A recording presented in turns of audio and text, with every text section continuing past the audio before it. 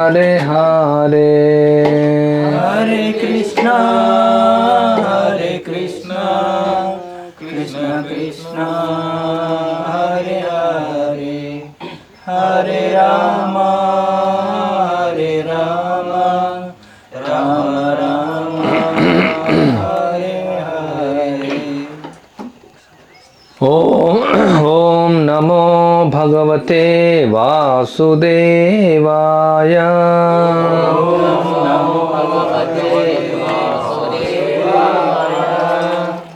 ఓం నమో భగవతే వాసుదేవాయ.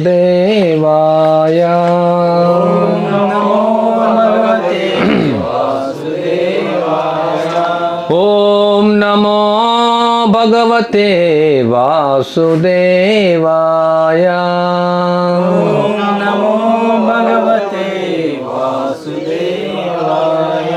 భగవద్గీత యథాతథం అధ్యాయం 10 శ్లోకం 21.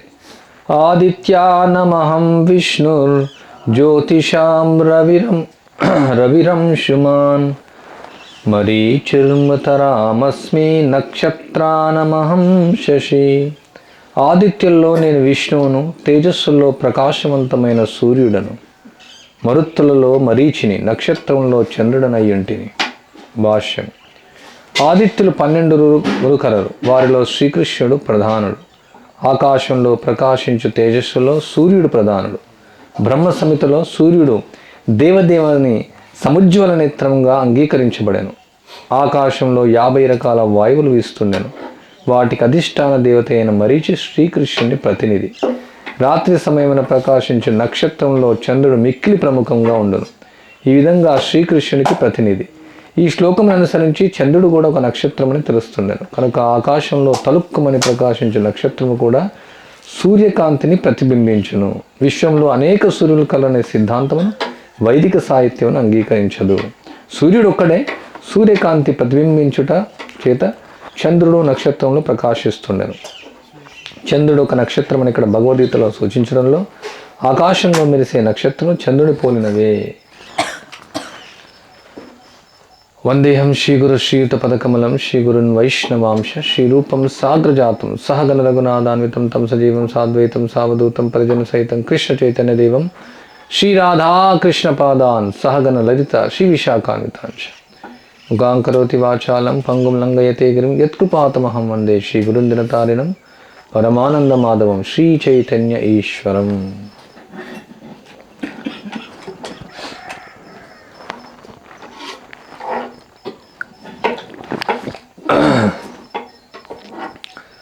సో ఈరోజు భోగి పండుగ, రేపు సంక్రాంతి. ప్రత్యేకంగా ఆంధ్రప్రదేశ్లో, తమిళనాడులో, కర్ణాటకలో, మహారాష్ట్రలో ఈ పండుగను ఎక్కువగా జరుపుకుంటారు. ఇక మన యొక్క భారతీయ సంస్కృతిలో పండుగలు జరుపుకోవడం, ఉత్సవం అంటే ఉత్సాహాన్ని ఇచ్చేటువంటిది. అందుకే అందరూ కొత్త బట్టలు ధరిస్తారు, నగలు ధరిస్తారు, చాలా ఉత్సాహంగా ఉంటారు అందరు. పండుగ అనగానే ఉత్సాహం వస్తుంది అందరికి. ఎందుకంటే ఈ భౌతిక ప్రపంచంలో డైలీ రొటీన్ లైఫ్ బోరింగ్గా ఉంటుంది. ఏముంటుంది? రోజు ఆహారాన్ని తినడం, నిద్రించడం, సంతానాన్ని కనడం, రక్షించుకోవడం, పోషించుకోవడం. సో భగవంతుడు అందుకనే పండుగలు ఇచ్చాడు. అప్పుడప్పుడు పండుగ జరుపుకుంటే కొంచెం కొత్త ఉత్సాహం వస్తుంది, నిత్య నూతన ఉత్సాహం వస్తుంది. ఫోన్ చేసి చెప్పేయచ్చు, అది వాళ్ళకి ఇంటర్నెట్ కారణంగా ఇది ఆపేయడం. మళ్ళీ ఎలక్షన్ పోస్ట్ చేస్తాను. సో అందుకే పండుగలు ప్రత్యేకంగా వైదిక సంస్కృతిలో ఇక పండుగలు వైభవోపేతంగా జరుగుతూ ఉంటాయి. పూర్వకాలంలో ఎన్నో పండుగలు జరిగేవి. మన సాంస్కృతిక పండుగలు చాలా క్రమక్రమంగా కూడా నశిస్తూ ఉన్నాయి. మళ్ళీ పాశ్చాత్యుల వల్ల ఆ పండుగలు ఎక్కువ జరుపుకుంటున్నారు. మనం ఎంతోమంది మాట్లాడాము, జనవరి 1 అది మన పండుగ కాదు, అసలు పండుగే కాదు అది. తర్వాత లవర్స్ డే అని, ఈ డే అని, ఆ డే అని, ఫ్రీడమ్ డే, రకరకాల డేలు. ఆ డేలన్నీ కూడా మనకి కాదు. మనకు ప్రత్యేకంగా దీపావళి, విజయదశమి, ఈ విధంగా మకర సంక్రాంతి, ఉగాది, చాలా పండుగలు ఉన్నాయి మన అన్నీ కూడా. సో మన సంస్కృతిని మళ్ళీ తిరిగి గుర్తు చేసుకోవడానికి ఈ పండుగలు చాలా అవసరం. ఈ పండుగలు జరుపుకోవడం. సో అందువల్ల ఈ పండుగలు అందరూ జరుపుకుంటారు. సో ఎందుకు ఈ పండుగ జరుపుకుంటారు ప్రత్యేకంగా? ఇక భోగి అనేది, ఇక భోగి అంటే వాస్తవంగా చెప్పాలంటే భగవద్గీత ప్రకారం మనం భోగించలేము అని తెలుసుకోవడానికి గుర్తు చేసుకోవాలి. భోగి ఎవరు? కృష్ణుడు. ఆయనే భోక్త, అంటే భోగించేవాడు, మనం భోగింపబడేవాళ్ళం. నేను ఇంకా ఈ భౌతిక ప్రపంచంలో నేను భోగించలేనని తెలుసుకోవడం కోసమే ఈ యొక్క పండుగ. ఇంకా వేరే వేరే సిగ్నిఫికెన్స్ కూడా ఉంది ప్రత్యేకంగా.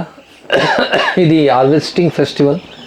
వ్యవసాయదారులందరూ కూడా ఇప్పుడే పంటలు వస్తాయి, అన్నీ వరి వస్తుంది, తర్వాత మినువులు వస్తాయి, పెసలు వస్తాయి, తర్వాత రకరకాల పంటలు, చెరకు వస్తుంది, చాలా పంటలు వస్తాయి ఇప్పుడు.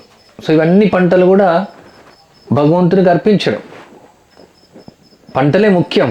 వైదిక సంస్కృతిలో ఉన్నటువంటి యొక్క ముఖ్యంగా ఆవులు, భూమి అన్నీ దీనిపైనే ఆధారపడి ఉన్నాయి. పంటలు లేవనుకోండి ఏం తింటాం మనం? ఇప్పుడు అన్నీ కూడా ఆన్లైన్లో ఆర్డర్ చేస్తున్నారు. అవి ఎక్కడ పండుతాయి, ఎక్కడ తింటారు, ఎవరికి ఐడియా లేదు.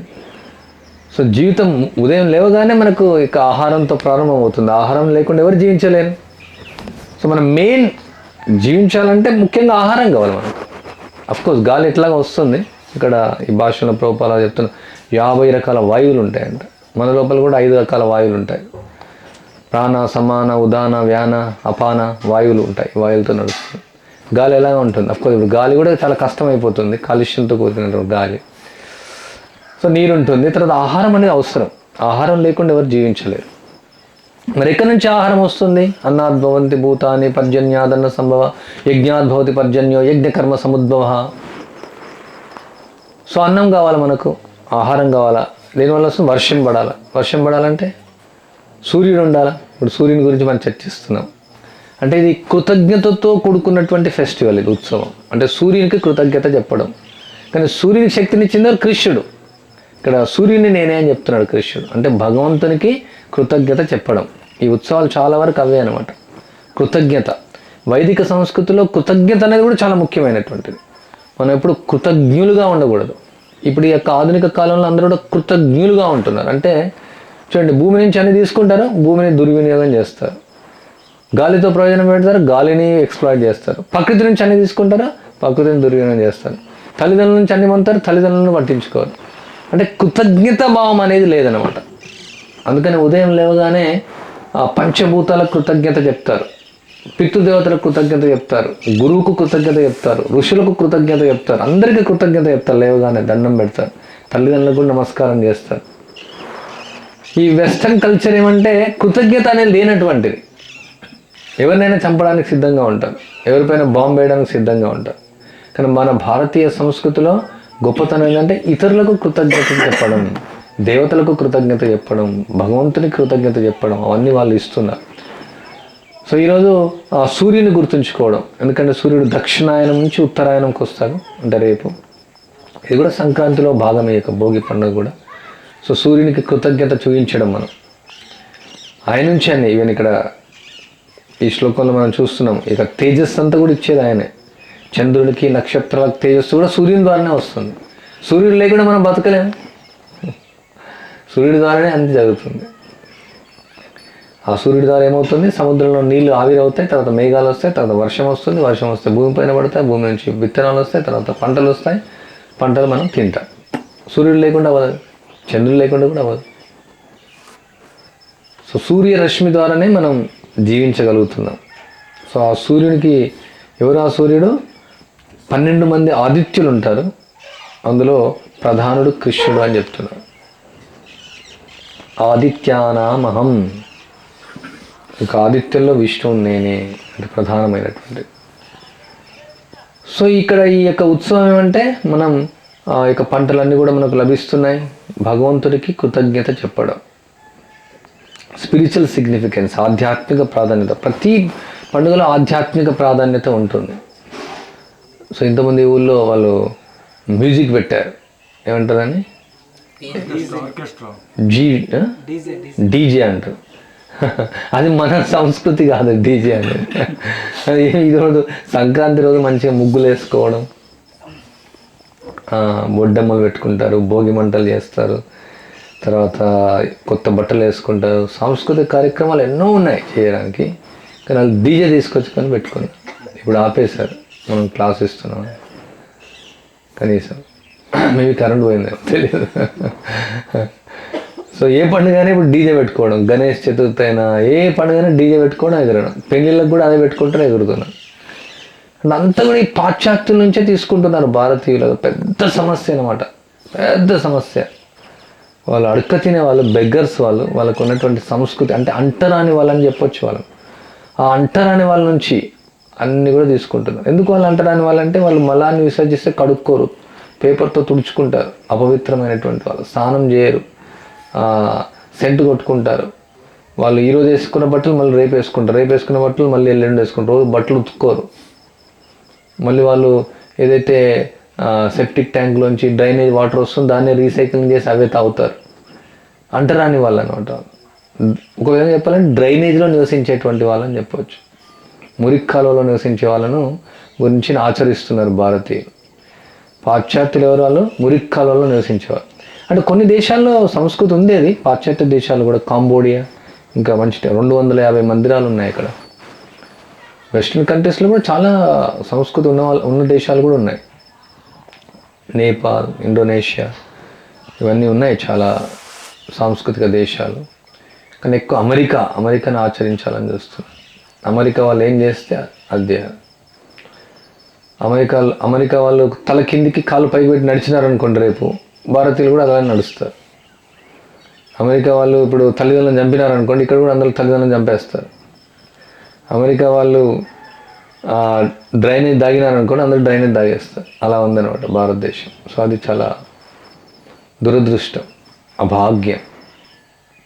బ్రిటిష్ వాళ్ళు వచ్చారు, మన సంస్కృతిని చెల్లగొట్టారు.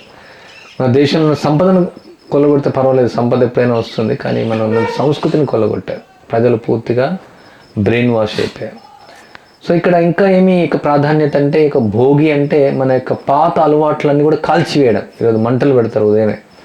ఆ మంటల్లో మన పాత అలవాట్లని, పాత వస్తువులు కూడా వేస్తారు అందులో. పాత వస్తువులు, పనికిరాని వస్తువులు, ఉపయోగం లేని వస్తువులు అన్నీ అందులో కాలబెడతారు. అంటే మనలో ఉన్నటువంటి అనర్థాలన్నీ కూడా దానిలో కాల్చివేయడం ఆ మంటల్లో. ఈ సంవత్సరం అంటే కొత్త సంవత్సరం ప్రారంభమవుతుంది, మళ్ళీ ఉత్తరాయణం ప్రారంభమవుతుంది. ఈ పాత అలవాట్లన్నీ కూడా మర్చిపోయి మళ్ళీ కొత్త అలవాట్లను తీసుకొని రావడం, కొత్తదనాన్ని తీసుకొని రావడం. ఇంకా ఏం చెప్తున్నారంటే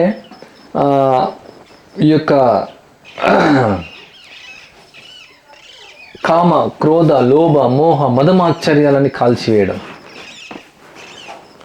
చాలా వరకు ప్రతి పండుగకు ఒక ప్రాధాన్యత అనేది ఉంటుంది. ఉదాహరణకు ఇక్కడ విజయదశమి అంటే రామచంద్ర విజయోత్సవం, అంటే రామచంద్రుడు ఆయన రావణాసుని చంపొస్తాడు, విజయోత్సవం చేసుకుంటారు. దాని దసరా అంటే వేరే వేరే కారణాలు చెప్తారు. అంటే ఏం ప్రజలకు ఏం తెలుసు అంటే దసరా అంటే గొర్రెలను, మేకలను చంపుకొని తినాలి అంతే, అది కూడా వాళ్ళకి తెలుసు. అసలు ఎందుకు ఈ మంటలు ఉన్నాయి? అప్పుడు చలికాలం కాబట్టి అది వేడిగా వస్తుంది. అంటే ఇది సైంటిఫికల్గా అన్నిటికీ బెనిఫిట్, ఆరోగ్యానికి కూడా మంచిది. ఎందుకంటే రకరకాలైన కర్రలు, అంటే ఇప్పుడు అన్ని చెట్లని కొట్టేస్తున్నారు, రకరకాలైన కర్రలు. ఎందుకంటే పిడికలు ఉంటాయి కదా, అది ఆవు పేడతో చేసినటువంటిది. ఆవులు కూడా లేవు, అది కూడా సమస్య. ఆ పిడికలను అందులో కాలుస్తారు. ఆవు పిడికలతో వచ్చినటువంటి ఆ మంట, ఆ పొగ మంచిది అనమాట ఆరోగ్యానికి. వేరు వేరు కర్రల నుంచి కాలినప్పుడు అది మంచిది. అంటే ఇప్పుడు కొందరు ఏం చెప్తారంటే, మామూలుగా పొయ్యితో వండితే, కలపతో వండితే అది ఆరోగ్యానికి మంచిది అని చెప్తారు. రకరకాల కలప ఆరోగ్యానికి మంచిది. ఏదైతే గ్యాస్ ఉందో, కిరోసిన్ ఉందో, కరెంట్ ఉందో అది మంచిది కాదు, అది ఆరోగ్యానికి మంచిది కాదు. అన్ని రకాల కర్రలు ఉంటాయి అందులో. సో ఆ విధంగా ఆరోగ్యానికి కూడా మంచిది. సో మనకు గుర్తు చేస్తూ ఉంది మనలో ఉన్నటువంటి యొక్క అనర్థాలను. కామం, క్రోధం, లోభం, మోహం, మదం, మాత్సర్యం అంటే అసూయ, ఇవన్నీ కూడా మనం కాల్చివేయాలి. మన హృదయంలో ఉన్నటువంటి అనర్థాలు, మళ్ళీ పనికిరాని వస్తువులు అంటే మన హృదయంలో కూడా పనికిరాని ఎన్నో ఉన్నాయి. సో అన్నీ పూర్తిగా కాల్చివేయాలన్నమాట. కాల్చేసి తిరిగి నూతన జీవితాన్ని ప్రారంభించడం, కామం లేకుండా, క్రోధం లేకుండా, మదం లేకుండా, మాత్సర్యం లేకుండా, లోభం లేకుండా భగవంతుని సేవిస్తూ, భగవంతుని కృతజ్ఞతాభావాన్ని చేస్తూ మళ్ళీ తిరిగి ప్రారంభించడం. ప్రత్యేకంగా ఉత్తరాయణం వచ్చిన తర్వాత శుభకార్యాలు చాలా చేస్తూ ఉంటారు. ఉత్తరాయణంలో ఆధ్యాత్మిక కార్యక్రమాలు కూడా చాలా ఎక్కువ లాభదాయకం అని చెప్తూ ఉంటారు. కానీ ఈ కృష్ణ చైతన్యంలో రోజు పండుగే ఉంటుంది, ప్రతిరోజు పండుగే. వైదిక సంస్కృతిలో ప్రతిరోజు పండుగే. ఆధ్యాత్మిక ప్రపంచంలో వైకుంఠంలో కూడా రోజు పండుగే అవుతుంది, ప్రతిరోజు పండుగే ఉంటుంది. ఇక్కడ రోజు ఉదయం పండుగ అవుతుంది, సాయంత్రం పండుగ అవుతుంది. ఉదయం మంగళారతి, రాధాకృష్ణుల యొక్క ఆరతి జరుగుతుంది, తులసీదేవికి ఆరతి జరుగుతుంది, నరసింహ భగవాన్కి ఆరతి జరుగుతుంది, హరినామ సంకీర్తన జరుగుతుంది. అందరూ ఇక్కడ ఉన్నటువంటి గ్రామంలో ఉన్న ప్రజలందరూ కూడా హాజరై అందరూ కృష్ణుడి కోసం కీర్తిస్తూ, నృత్యం చేస్తూ ఆనందంగా పాల్గొంటారు. సో మార్నింగ్ ఫెస్టివల్ అంటారు ఇక్కడ. ఉదయంకాలం కార్యక్రమాన్ని ఉదయంకాలం ఉత్సవంలాగానే ఉంటుంది. మీరు చూడొచ్చు, మాయాపూర్ మందిరంలో ఒక రోజుకు ఉదయం 10,000 మంది హాజరవుతారు. మనం చూస్తే ఆ ఫెస్టివల్ లాగానే ఉంటుంది రోజు. రాధా గోవింద మందిరం ఉంది జైపూర్లో, మంగళారతికి 4:30కు 10,000 మంది హాజరవుతారు ఉత్సవంలాగా, దీపాలతో. తర్వాత సాయంత్రం మళ్ళీ ఉత్సవం ఉంటుంది, సంధ్యా ఆరతి ఉంటుంది భగవంతుడికి, చైతన్య మహాప్రభుకు, నిత్యానంద ప్రభు, పంచతత్వకు, భగవద్గీత ప్రవచనం ఉంటుంది. అది సాయంత్రం ఉత్సవం.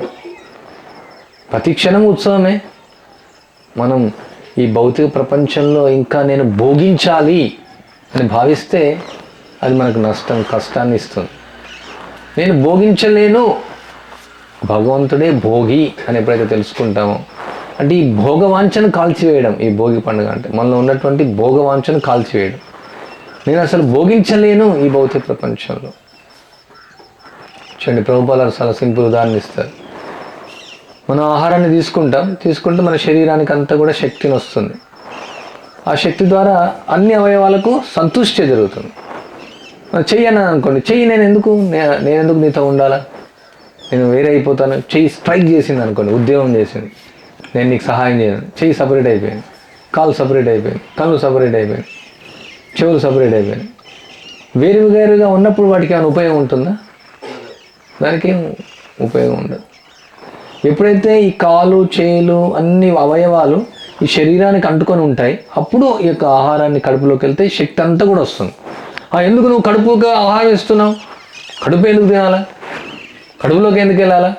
నాకెందుకు చెప్పట్లేదు? నాకెందుకు అన్నం పెట్టట్లేదు? చెయ్యికి అన్నం పెట్టని చెయ్యి అడుగుతుంది, కాళ్ళకి అన్నం పెట్టి కాళ్ళు అడుగుతున్నాయి, కళ్ళకి అన్నం పెట్టి కళ్ళు అడుగుతున్నాయి. అంటే చేయిలకు కూడా భోగించాలని కోరిక, కాళ్ళకు కూడా భోగించాలని కోరిక. కానీ భోగించే విధానం ఉంది. అంటే ఈ కడుపులోకి వెళ్తే ఈ కాళ్ళు, చేలు కూడా భోగించబడతాయి. ఏ విధంగా? ఆ శరీరానికి అన్నిటికీ ఈ యొక్క శక్తిని వస్తుంది. సో మనం భోగించవచ్చు, కానీ భోగింపబడడం అంటే చేలు భోగించబడుతున్నాయి, కాళ్ళు భోగించబడుతున్నాయి. అంటే ఇక ఉదరానికి ఆ శక్తిని ఇచ్చారు, ఆ సిస్టమ్ అలా తయారు చేసింది. అదేవిధంగా మనం కూడా ఒక సిస్టమ్ అనేది ఉందన్నమాట. ఏ విధంగా ఉంది ఆ సిస్టమ్?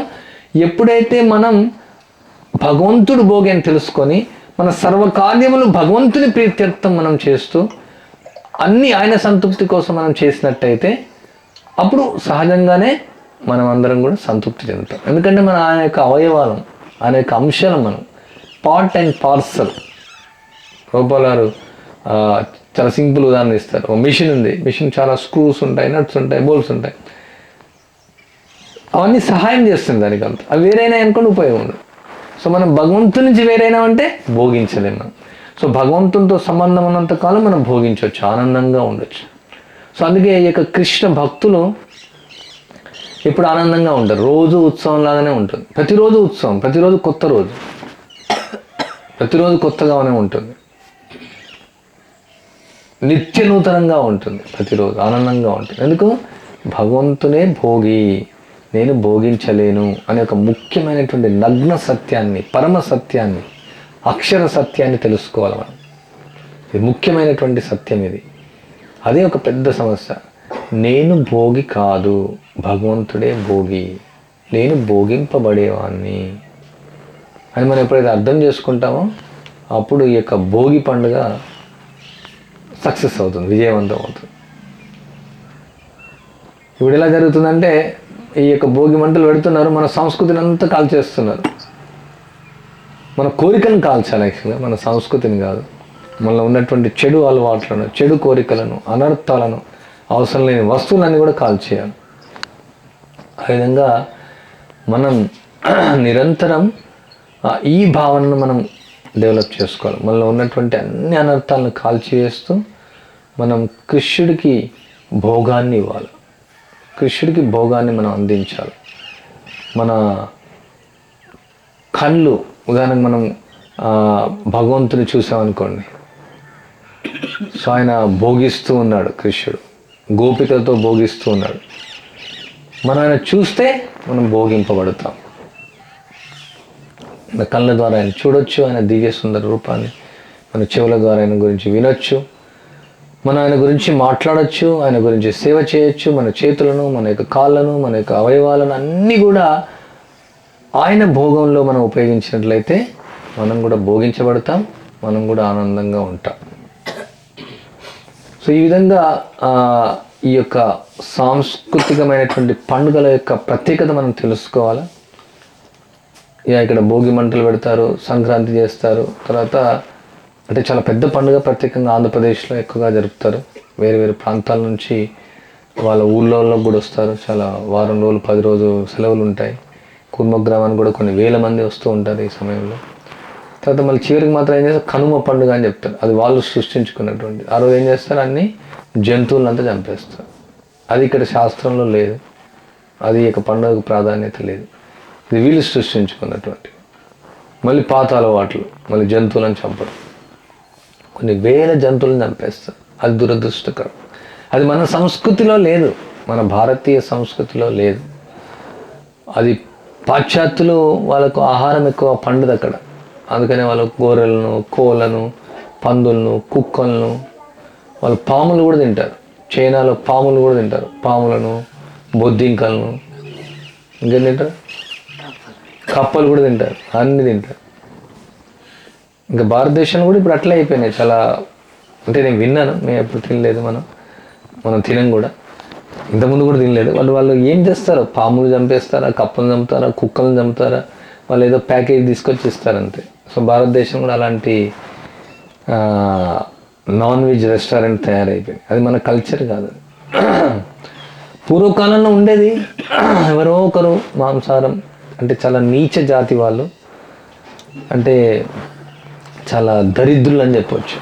వాళ్ళకి మాంసం తినాలని కోరుకుంటే ఒక ప్రత్యేకమైన రోజు, అంటే అమావాస్య రోజు వెళ్ళి ఆ మచ్చ ఉన్నటువంటి ఒక జంతువు, అంటే ప్రత్యేకంగా ఉంటుంది అన్నమాట, అన్ని జంతువులు చంపడానికి లేదు, వెళ్ళేసి మాంసహ అంటే ఆ చెవిలో చెప్తారంట, నేను నిన్ను ఇప్పుడు తింటున్నాను, నువ్వు నన్ను మళ్ళీ తిను.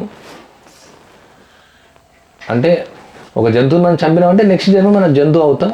అది మనం చంపేస్తున్నాం. అది ప్రకృతి నియమం అంటారు దాన్ని. సో ఇంకా నేను ఈ నాలుక నియంత్రణ చేసుకోలేకపోతున్నాను, తర్వాత నువ్వు నన్ను చంపేసి నన్ను తిను అని ఒప్పుకుంటున్నట్టు. అప్పుడు ఈ మాంసాన్ని తినడం. అది ప్రత్యేకంగా ఆ యొక్క మంత్రాన్ని మనం ఉచ్చరించినట్టయితే మనలో ఉన్నటువంటి యొక్క ఈ తినాలనే భావన పోతుంది వాస్తవానికి. సో ఎవరో ఒకరు అలా తినేవాళ్ళు. ప్రత్యేకంగా ఆవు మాత్రం చంపడం లేదు. ఆవు అనేది మనం ఇప్పుడు కూడా దేనికి కూడా అలోయన్స్ లేదు. యజ్ఞాల్లో ఉండేది.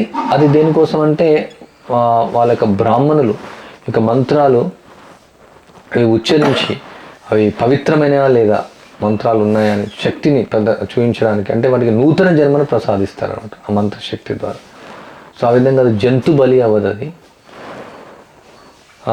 సో అందువల్ల ఈ యొక్క యజ్ఞాల్లో కూడా ఈ కలియుగంలో జంతువులను అర్పించడం నిషేధించబడింది. అశ్వమేధం గవాలంబం సన్యాసం ఫలప్రదం ఆ శ్లోకంలో చెప్పబడుతుంది.